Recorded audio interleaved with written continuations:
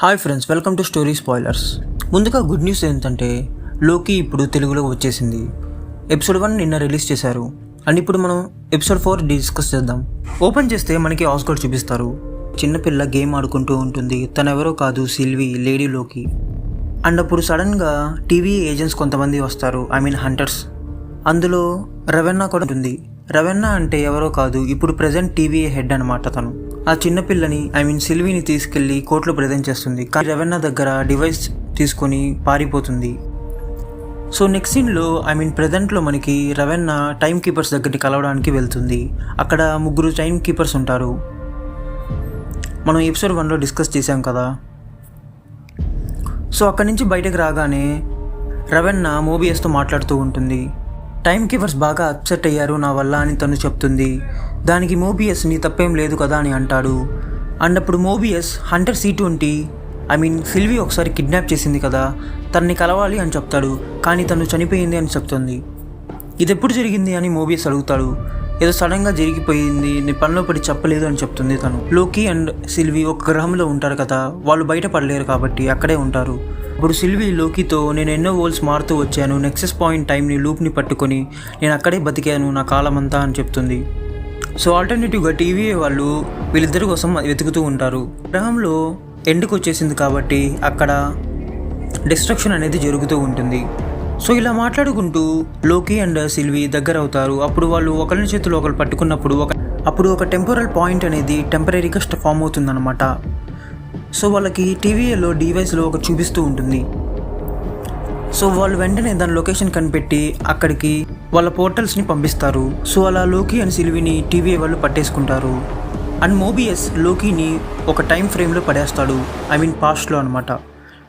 తను సిఫ్ అనే ఒక అమ్మాయిది జుట్టు కట్ చేసి ఉంటాడు. అండ్ తను వచ్చి లోకిని కొడుతుంది. ఇదే రిపీటెడ్ లూప్లో పెట్టి లోకిని ఇరిటేట్ చేస్తూ ఉంటాడు. అండ్ మోబియస్ వెళ్ళి రెవెన్నాతో నేను వెళ్ళి సిల్వీతో మాట్లాడాలి అంటాడు. కానీ దానికి ఒప్పుకోదు. ఆల్రెడీ నువ్వు లోకిని కన్విన్స్ చేసే దారిలోనే వాళ్ళిద్దరు తప్పించుకున్నారు, సో నేను ఇంకా రిస్క్ చేయలేను అని చెప్తుంది తను.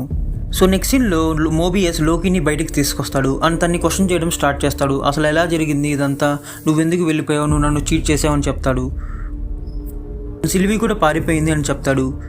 అప్పుడు లోకి దానికి చూసి షాక్ అయ్యి ఏంటి సిల్వీ కూడా పారిపోయిందా, అదెలా అని ఫీల్ అవుతాడు. అప్పుడు మోబియస్ నువ్వు తను లవ్ చేస్తున్నావా అని అడుగుతాడు. లేదు, నేనెందుకు లవ్ చేస్తాను అని చెప్తాడు. లోకి ఏం చెప్పకపోయేసరికి మోబియస్ మళ్ళీ ఆ టైం ఫ్రేమ్లో పడేద్దాం అనుకుంటాడు. అప్పుడు లోకి సరే నేను మొత్తం చెప్పేస్తాను, నన్ను ఇంకా ఇరిటేట్ చేయకు అని చెప్తాడు.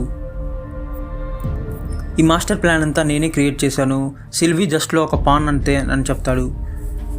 తన అవసరం అయిపోయిన తర్వాత వదిలేస్తాను అని చెప్తాడు.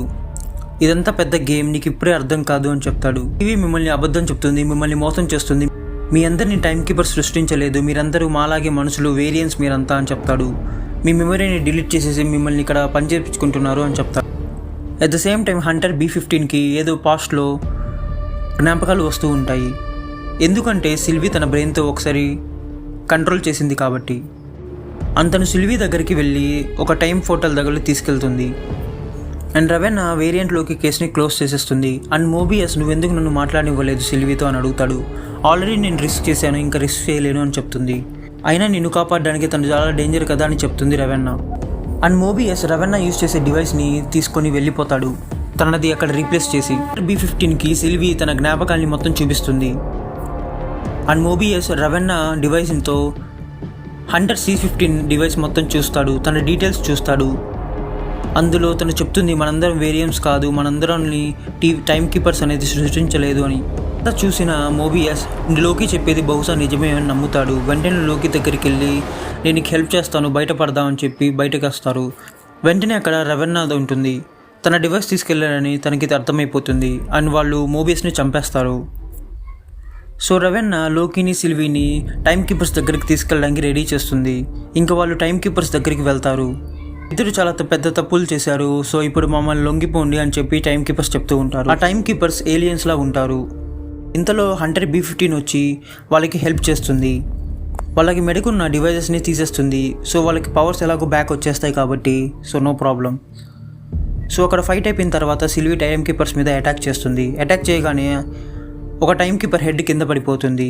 దాన్ని వాళ్ళు అబ్జర్వ్ చేస్తే అది ఒక రోబోట్ అనమాట. అంటే టీవీలో ఇక అసలు టైం కీపర్స్ అనే వాళ్ళు ఎవరూ లేరు, ఇదంతా ఫేక్ అని వాళ్ళకి అర్థమైపోతుంది. సో లోకి సిల్వీకి ప్రపోజ్ చేయాలనుకుంటాడు. ఇంతలో వెనక రవెన్న లోకిని అటాక్ చేస్తుంది అండ్ లోకి కూడా చనిపోతాడు.